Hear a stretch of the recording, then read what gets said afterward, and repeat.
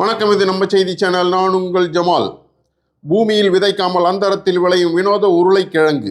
சென்னைக்கு அருகே திருவள்ளூர் மாவட்டத்தின் சில கிராமங்களில் யாரும் விதைக்காமல், எந்த உரமும் போடாமல், விவசாயமே செய்யாமல், வீட்டின் அருகில் உள்ள செடி மரங்களை பற்றி கொண்டு 100 அடி உயரம் வரை கூட வளரும் கொடி வகையை சார்ந்த தாவரத்தில் விழாக்களில் அலங்கார பல்புகள் கட்டியது போல் உருளைக்கிழங்கிற்கு போட்டியாக விளைந்து தொங்கும் வெத்தலை வள்ளி கொடிக்கிழங்கை பற்றி இன்னைக்கு நம்ம சேனல்ல பார்க்கலாம் வாங்க.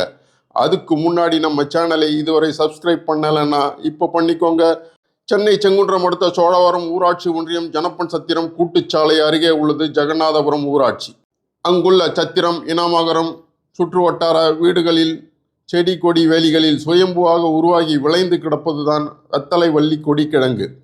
இதற்கு வெத்தலை வள்ளி கொடிக்கிழங்கு, ஆகாய தாமரை வள்ளிக்கிழங்கு, மலை கொடிக்கிழங்கு, காட்டு வள்ளிக்கிழங்கு, கொடி உருளைக்கிழங்குன்னு பல பெயர்கள் இருக்குது.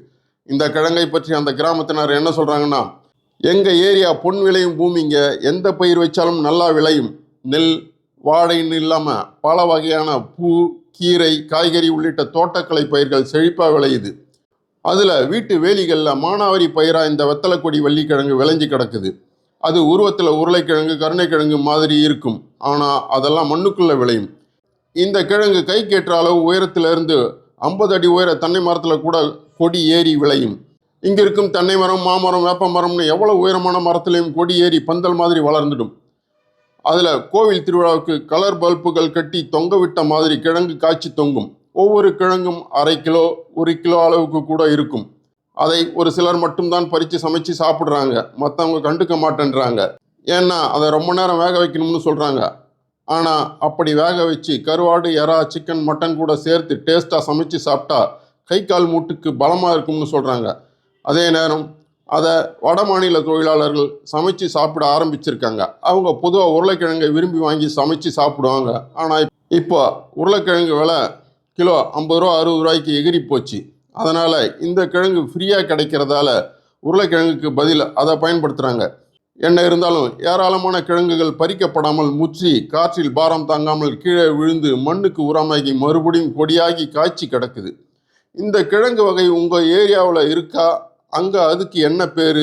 அதை அங்கே இருக்கிறவங்க சமையலுக்கு யூஸ் பண்ணுறாங்களான்னு உங்களுக்கு தெரிஞ்ச தகவலை கமெண்டில் சொல்லுங்கள். மறுபடியும் மற்றொரு இன்ட்ரெஸ்டிங்கான வீடியோவில் சந்திப்போம். என் பேர் கலைவாணி, ஜெகநாதபுரம் சத்திரம். வெத்தலை கொடிக்கிழங்கு சமைச்சு சாப்பிட்டா நல்லாயிருக்கும்.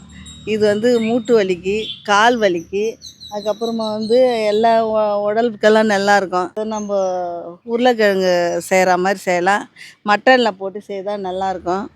எல்லாம் உருளைக்கிழங்கு வறுக்கிற மாதிரி தக்காளி வெங்காயம் போட்டு மட்டன் மசாலா மாதிரி அது மாதிரி போட்டு கறி மசாலா தூள் எல்லாம் போட்டு செய்யலாம்.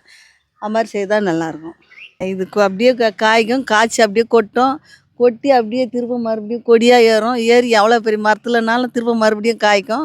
காய்ச்சி திரும்ப நம்ம இஷ்டத்துக்கு எப்போனா கூட யூஸ் பண்ணிக்கலாம். ஒரு 6 மாதம் பொறுத்து கூட ஆக்கி சாப்பிட்லாம். இது அப்படியே வீட்டில் வச்சுருந்து கூட அறுத்து போட்டோம்னா கூட நல்லா ஆறிச்சுன்னா இன்னும் நல்லாயிருக்கும். இது என் பேர் செந்தில், சோழவரம், திருவள்ளூர் மாவட்டம் சோழவரம் ஜெகநாதபுரம் சத்திரத்துலேருந்து பேசுகிறேன். இந்த வள்ளிக்கிழங்கு கொடி வள்ளிக்கிழங்கு, கொடி உருளை, மலை கொடிக்கிழங்கு அப்படின்னு நான் பல பேரில் சொல்கிறாங்க.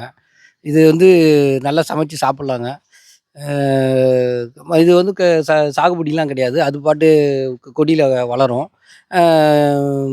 எங்கே காய்கள் நல்லா பெருத்து விழுந்தோடனே தானாகவே முளைச்சி அங்கங்கே மரத்தில் ஏறி உடனே முளைச்சி வளர்ந்துடும்.